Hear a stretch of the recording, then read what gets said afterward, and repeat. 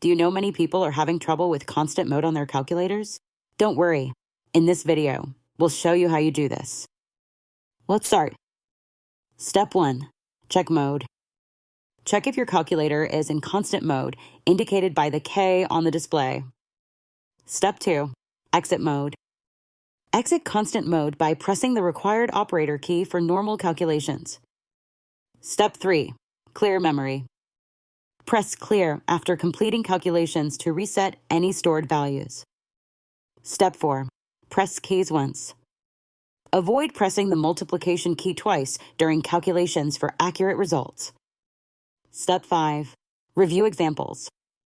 Review calculation examples to better understand calculator functionalities. Follow these steps to confidently resolve the K mode issues on your calculator. Still need help?